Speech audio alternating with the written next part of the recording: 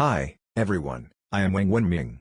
I would like to introduce our work titled Event-Based Blurry Frame Interpolation Under Blind Exposure. In this work, we studied the problem of restoring sharp high frame rate videos from low frame rate blurry videos using event cameras. Existing blurry frame interpolation methods assume a predefined and known exposure time, which suffer from severe performance drop when applied to videos captured in the wild.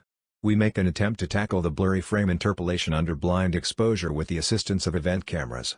We make the contributions as follows. First, we provide a decent solution for BFI under blind exposure by using event cameras. Second, we propose an exposure estimation strategy. Third, we propose a temporal exposure control strategy. Finally, we achieve superior performance over existing state-of-the-art methods on both synthetic and self-collected real-world datasets. Event cameras, also known as neuromorphic cameras, are novel bio-inspired visual sensors. Rather than directly reporting frame-based representation at a fixed rate in conventional cameras, event cameras are specifically designed to detect and record spatiotemporal changes for each pixel. Existing methods for video restoration usually ignore the exposure time setting using the predefined and known exposure time instead, which leads to a severe performance drop when applied to real-world scenarios. Compared with non-blind exposure, blind exposure is a real-world setting that describes the complex light conditions in the wild, which includes scene-to-scene exposure variance, frame-to-frame exposure variance and unknown exposure.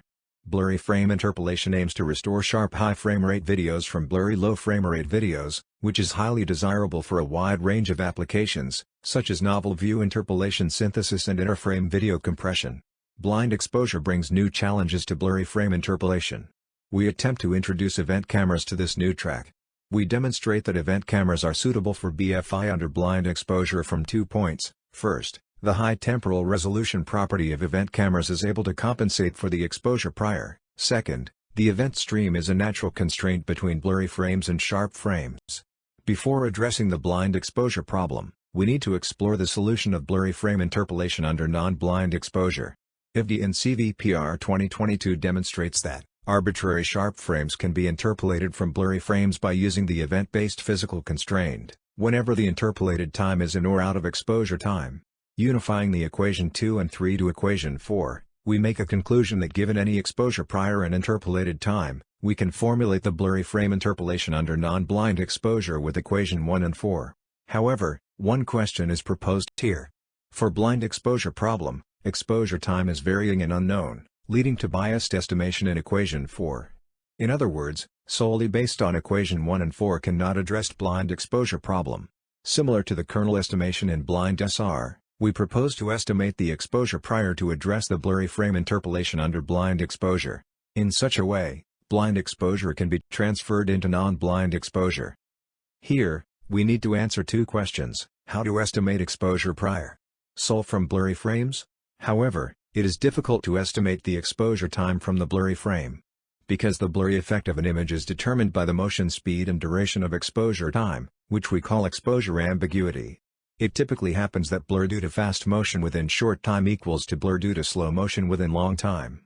As a remedy, event cameras are capable of recording motion prior in microseconds, and faster motion triggers a large number of events, which helps clear exposure ambiguity. However, for some challenging scenarios, such as non-uniform motions, the blurry frame will present an unbalanced blurry effect, which will degrade the exposure estimation. In addition, the color information is trivial for the exposure estimation to some extent. Therefore, we provide an additional blurry prior called the blurry level to further improve the estimation process. Finally, we propose the solution by using the equation 1, 4, 5 and 6.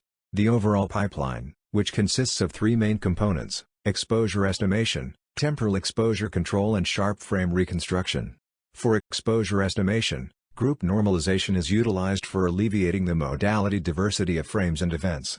For temporal exposure control, we regard timestamp and exposure prior as two controlling coefficients. The learning process is unfolded in multiple steps, which enables an iterative residual fashion. We design modulation components by using the kernel prediction network, which learns a per pixel kernel for alleviating the spatially variant noise disturbances. Experimental results on synthetic and self-collected real datasets demonstrate our superior performance over existing methods. We provide a video demo for presenting the visual comparisons.